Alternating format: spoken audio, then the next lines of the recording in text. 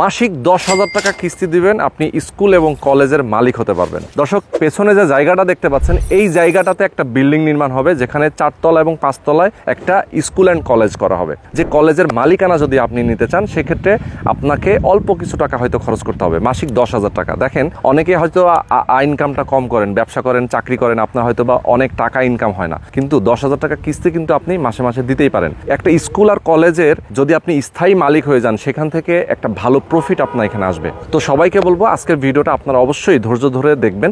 আমরা এই মুহূর্তে যেখানে আছি, এটা হচ্ছে মোহাম্মদপুর বাস স্ট্যান্ড থেকে অল্প কিছু দূরত্বে মিলেনিয়াম সিটি, যেটা কিন্তু এই এলাকার মধ্যে সবচেয়ে ভিআইপি একটা হাউজিং। মিলেনিয়াম সিটি 120 ফিট রাস্তার সাথে এবং 40 ফিট একটা এভিনিউ রাস্তার সাথে 20 কাঠা একটা ল্যান্ড।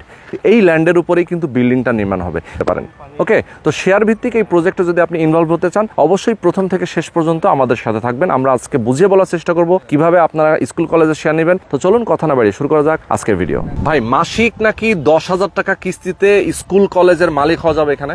জি ভাই, মানে আপনারা মিলেনিয়াম সিটিতে আপনার যে প্রজেক্ট, এখানে তো আপনি বলছিলেন যে 15 তলা একটা ভবন হবে, সেই ভবনের কত তলায় আপনারা স্কুল কলেজ করবেন? 4 তলা এবং 5 তলা। 4 তলা এবং 5 তলায় যারা শেয়ার নেবে, তারা 10,000 টাকা করে মাসিক কিস্তি দিলেই কলেজ স্কুলের স্থায়ী মালিক হবে, তাই তো? তো দর্শক দেখেন, আজকে কিন্তু আমরা চলে আসছি মিলেনিয়াম সিটিতে। আমাদের সঙ্গে মনির ভাই রয়েছেন এবং প্রযুক্তি বিল্ডার্স এর ওনার, যারা বাংলাদেশ এবং বাংলাদেশের বাইরে থেকে আমাদেরকে এই মুহূর্তে দেখছেন। আমি সবাইকে বলবো একদম মনোযোগ সহকারে ধৈর্য ধরে দেখবেন, কারণ আপনার স্থায়ী একটা ইনকাম, সারা জীবনের একটা ইনকাম, যেহেতু আসলে স্কুল এবং কলেজ এটা কিন্তু একটা মানে লাভজনক প্রতিষ্ঠান নাকি, এবং সেবামূলক লাভজনক প্রতিষ্ঠান এবং পার্মানেন্ট। এখানে কিন্তু কোনো ধরনের মানে লস হওয়ার কোনো সুযোগ নাই, সম্ভাবনা নাই। তো আমি যার কারণে বলবো যে আজকের ভিডিওটা আপনাদের জন্য কিন্তু খুবই ইম্পর্টেন্ট। কেউ যদি চান যে স্কুল কলেজের শেয়ার যারা নিতে চান, আজকে কিন্তু তাদের জন্যই আমরা চলে আসছি মিলেনিয়াম সিটিতে। তো মিলেনিয়াম সিটি নিয়ে আমরা কথা বলবো, ঢাকার মিলেনিয়াম সিটি। ভাই, এটা এক্স্যাক্টলি লোকেশনটা বলেন, কিভাবে এখানে আসবে? এটা হচ্ছে মোহাম্মদপুর বছিলা হাইওয়ে রোড ধরে আসতে হবে। ঘাটারচর আরবি বিশ্ববিদ্যালয় এবং বাস টার্মিনালের সাথে আমাদের এই প্রজেক্ট। 120 fit highway road. আচ্ছা, 120 ফিট হাইওয়ে রোডের সাথে আপনাদের এই প্রজেক্ট।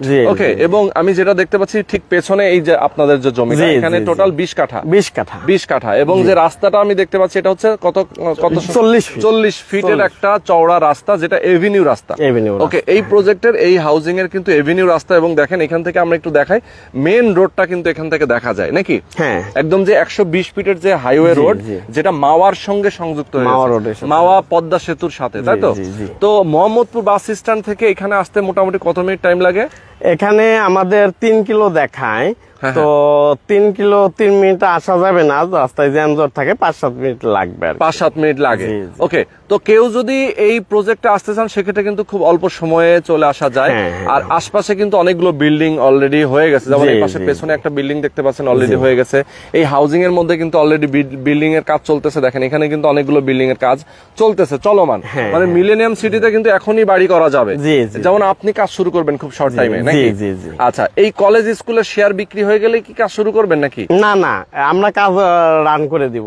আচ্ছা, কাজ রান করে দেবেন। কবে নাগাদ কাজ শুরু করবেন? আগামী 2-3 মাসের মধ্যে রান করব। 2-3 মাসের মধ্যে আপনারা পাইলিং এর কাজটা শুরু করবেন? জি। ওকে, এখন আমরা একটু মনিবার কাছ থেকে আরো ইনডেপথ ইনফরমেশন জানবো। স্কুল কলেজের শেয়ারটা যে আসলে যারা নিতে চায়, কিভাবে নিবে, কেমন লাভ আসবে, এখান থেকে একটা ধারণা নিতে চাই।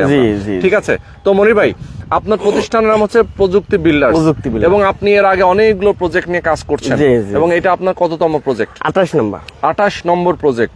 তার মানে হচ্ছে যে অনেকগুলো বিল্ডিং এর সাথে, অনেকগুলো শেয়ার ভিত্তিক প্রজেক্টের সাথে আপনি জড়িত, এবং আপনি কন্টিনিউ কাজ করতেছেন। জি, আমাদের কিছু হ্যান্ড ওভার হয়েছে, কিছু বেচা বিক্রি চলতেছে, এবং কিছু কাজ চলমান আছে। আচ্ছা, কিছু চলমানও আছে। তো মোটামুটি দেখেন দর্শক, যারা এই মুহূর্তে আমাদের সঙ্গে লাইভে যুক্ত আছেন, আমি সবাইকে দৃষ্টি আকর্ষণ বলবো যারা প্রবাসে আছেন, অনেকেই চান যে স্থায়ী প্রপার্টি করার জন্য বাংলাদেশে, তাদের জন্য কিন্তু কলেজ স্কুলের শেয়ারটা অনেক গুরুত্বপূর্ণ। এই যে 10,000 টাকা কিস্তি, এই সিস্টেমটা কি? আচ্ছা, সিস্টেমটা তার আগে আমি একটু বলি। বাংলাদেশের শিক্ষা ব্যবস্থা খুবই, শুধু বাংলাদেশে না, সারা বিশ্বের শিক্ষা ব্যবস্থা খুবই গুরুত্বপূর্ণ। তো বিশেষ করে আমাদের বাংলাদেশে হয়েছে কি, মানুষের মৌলিক চাহিদা হলো অন্ন, বস্ত্র, বাসস্থান, শিক্ষা ও চিকিৎসা। এই যে 5টা মৌলিক চাহিদা, এই 5টা মৌলিক চাহিদাই চলে গেছে আপনার কিছু ক্ষমতাশালী এবং কিছু লোকের হাতে। এক্স্যাক্টলি। তো এগুলা যদি ক্ষমতাবান লোকের কাছে চলে যায় তখন কিন্তু সাধারণ মানুষ এর ভোগান্তি পায়। হ্যাঁ, কারণ মৌলিক চাহিদা কি, আমার একটা লাগবেই এটা, তো এটাকে সহজলভ্য হতে হবে। হ্যাঁ, যত সহজলভ্য হবে তত আপনার দেশ উন্নত হবে, আপনার জাতি উন্নত হবে। হ্যাঁ, তো আমি একটা চিন্তা করে দেখলাম যে আবাসিক আমি অলরেডি করতেছি, এটা একটা মৌলিক চাহিদা, তো শিক্ষাটা মানুষের মৌলিক চাহিদা। এক্স্যাক্টলি। তো এই যে কিছু মুষ্টিমেয় ক্ষমতাবান লোকের কাছে চলে গেছে, দেখা গেছে একটা কলেজে বিসিএস ক্যাডার থাকে, তারপরে বিএসসি মানে হাই লেভেলের টিচার থাকেন, তো ওনারা দেখা গেছে মাস শেষে সীমিত বেতন পায়। আচ্ছা। কিন্তু এই মুষ্টিমেয় লভ্যাংশ নিয়ে যায় ক্ষমতাবান কিছু লোক, আবার ভর্তি বাণিজ্য চলে, অমুক চলে, তোমার অনেক কিছু আছে। তো এই জায়গা থেকে ফিরে আসার জন্য আমি এটা একটা চিন্তা করলাম যে যদি আমরা নিজেরাই টিচাররা মিলে যদি এখানে স্কুল কলেজ করা যায় তাহলে স্বল্প পরিসরে বিশাল আকারে মানুষকে শিক্ষা দান করা যাবে। হ্যাঁ, আর যে জাতি যত শিক্ষিত সে জাতি তত উন্নত। তো যেহেতু এখানে বেশিরভাগ টিচাররাই শেয়ার ক্রয় করবে আশা করতেছি, বেশ কিছু টিচার আমার সাথে পরিচিত আছে, চাইলে সাধারণ মানুষও নিতে পারে বা আমার এখানে যারা শেয়ার ক্রয় করছে তারাও নিবে। হ্যাঁ, তো এখানে যেহেতু আমরা সহজলভ্য করে দিছি, তো আমার মনে হয় 10,000 টাকা করে কিস্তি একটা মানুষের জন্য খুব বেশি হবে না, চাপ পড়বে না। হ্যাঁ, তা আমরা 3 তলা 4 তলা এবং 5 তলা স্কুল এন্ড কলেজ রাখতেছি। তো এখানে যারা শেয়ার ক্রয় করবে তাদেরকে আমরা কমিটি করে দিব, ওই কমিটি চাইলে ইংলিশ মিডিয়াম করতে পারে বা ইংলিশ ভার্সন করতে পারে, বাংলা ভার্সন, বাংলা মিডিয়াম, তারপরে আরবি শিক্ষা, মানে এগুলা আবার ডিপার্টমেন্ট আকারেও ভাগ ভাগ করে নিতে পারবে। এটা আমরা কমিটির আলোচনার মাধ্যমে অগ্রসর হব।